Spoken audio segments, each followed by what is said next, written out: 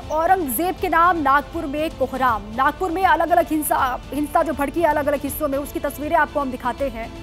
कई सारे इलाके ऐसे हैं जहां पर हिंसा के बाद कर्फ्यू लगा दिया गया है, लेकिन बीती रात जो वहां पर हुआ उसके बाद की तस्वीरें आपके सामने हम दिखा रहे हैं। बीती रात की तस्वीर है जब नागपुर की सड़कों पर संग्राम छिड़ा था। उपद्रवी सड़कों पर थे और पुलिस उनके सामने खड़ी थी। ये 4 तस्वीरें आपको हम दिखा रहे हैं, लेकिन इसके बावजूद भी उपद्रवियों के हौसले वहां पर बुलंद थे। वो इतने बेखौफ थे कि सामने पुलिस होने के बावजूद उन्होंने न सिर्फ पथराव किया बल्कि 20 से ज्यादा गाड़ियों को आग के हवाले कर दिया। रिहायशी इलाकों में, बस्तियों में घुस गए और वहां पर भी आगजनी की, तोड़फोड़ की, गाड़ियों को भी तोड़ा गया है। और इस दौरान उपद्रवियों के हमले में एक डीसीपी समेत कई पुलिस वाले जख्मी बताए जा रहे हैं। हिंसा कर रही भीड़ को तितर बितर करने के लिए पुलिस ने लाठीचार्ज वहां पर किया और साथ ही आंसू गैस के गोले भी छोड़े गए। उपद्रवियों को दौड़ा दौड़ा कर वहां पर पकड़ा गया। तो 40 से 45 जो उपद्रवी हैं उनको अभी हिरासत में लिया गया है। उनसे लगातार पूछताछ की जा रही है। लेकिन औरंगजेब की कब्र हटाने के नाम पर जिस तरीके से प्रदर्शन सुबह शुरू हुआ, उसके बाद शाम होते होते जो तस्वीरें सामने आई है उसी की 4 ये बानगी तस्वीरें आपको इस वक्त हम दिखा रहे हैं। और नागपुर में हिंसा भड़की, सड़कों पर बेतहाशा भीड़ आप देख रहे हैं। वहां पर पथराव किया गया, तोड़फोड़ की गई और साथ ही आगजनी भी वहां पर हुई।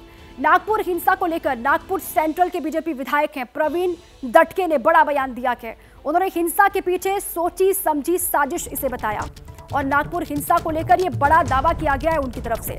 बीजेपी के विधायक हैं प्रवीण दटके, उनका ये बड़ा बयान। नागपुर में प्लानिंग के साथ हिंसा की गई। नागपुर सेंट्रल से बीजेपी के विधायक हैं प्रवीण दटके और उन्होंने ये भी कहा कि बाहर से लोग यहाँ पर आए थे जिसके बाद हिंसा भड़की। सोची समझी रणनीति के तहत यहाँ पर आग लगाई गई, हिंसा भड़काई गई, ये उनकी ओर से बात कही गई है। बीजेपी विधायक है प्रवीण दटके, उनका बड़ा बयान।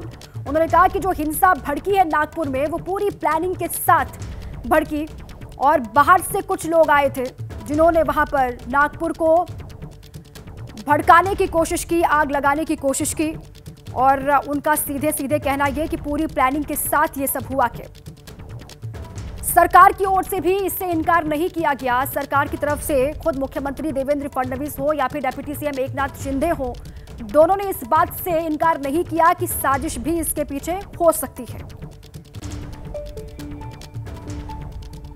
बाहर से आए हुए लोगों ने महल परिसर, छत्रपति शिवाजी महाराज पुतला परिसर, राम मंदिर गली, पुराना इस्लाम कॉलेज, चित्रा टॉकीज, गौरीपुरा, बुद्धूखा मीनारा, भालदारपुरा, ये बस्तियों में आकर बहुत बड़े प्रमाण में आगजनी का काम किया है। पत्थरबाजी की है, बहुत सारी व्हीकल उन्होंने तोड़फोड़ दी है, जला दी है। अग्निशामक दल के जवानों को तक उन्होंने छोड़ा नहीं है। और इस कारण जो सामान्य नागरिक है जिनका इस विषय से कोई संबंध नहीं, उनको बहुत बड़े प्रमाण में तकलीफ हुई है। मेरी आपके माध्यम से माननीय देवेंद्र जी से अभी मेरी बात भी हुई है। जो बाहर से लोग आए प्लानिंग करके, उनको कड़क शासन होना चाहिए, ऐसी मेरी विनती है। तो नागपुर सेंट्रल से बीजेपी के विधायक है प्रवीण दटके, उनकी बात को आपने सुना। उनका बड़ा बयान यह है कि जो हिंसा भड़की नागपुर में, वो बाहर से लोग वहां पर पहुंचे और उन्होंने सोची समझी रणनीति के तहत प्लानिंग के साथ वहां पर हिंसा भड़काई। ये बड़ी बात उनकी ओर से कही गई है। बाहर से लोग वहां पर पहुंचे थे। हालांकि जो उपद्रवी हैं उनकी धरपकड़ महाराष्ट्र में तेज है। अब तक 40 उपद्रवी पकड़े गए हैं जो नागपुर हिंसा में शामिल थे। सीसीटीवी फुटेज वहां पर पुलिस खंगाल रही है और इससे भी लगातार गिरफ्तारियां की जा रही हैं। डीसीपी समेत 5 पुलिस वाले जख्मी हुए हैं, घायल हुए हैं। 20 से ज्यादा गाड़ियां वहां पर आग के हवाले कर दी गई उपद्रवियों की तरफ से। हिंसा के बाद अभी बहुत सारे इलाके ऐसे हैं जहां पर कर्फ्यू के हालात हैं। अफवाहों से बचे लोग, ये पुलिस की ओर से लोगों से अपील की गई है।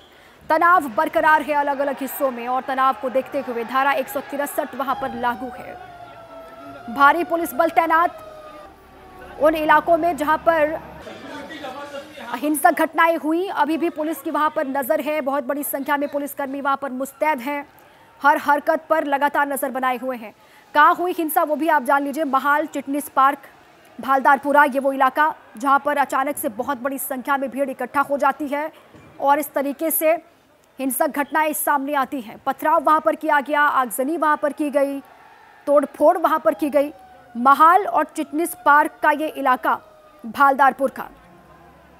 औरंगजेब के नाम पर नागपुर में कोहराम मचा, किस तरीके से अलग अलग हिस्सों में उत्पात मचाया गया, उपद्रवियों को पकड़ा भी गया है।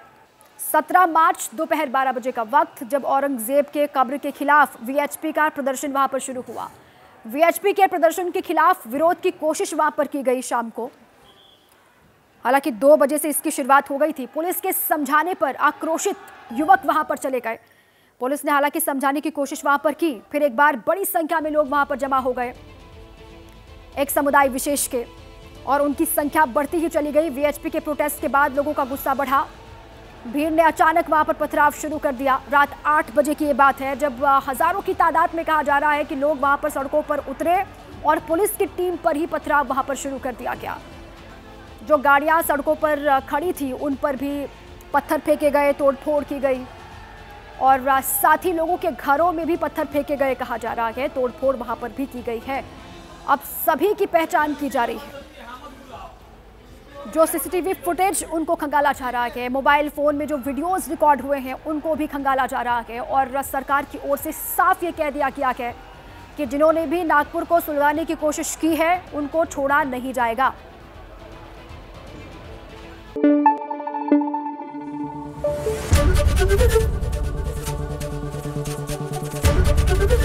एबीपी न्यूज आपको रखे आगे।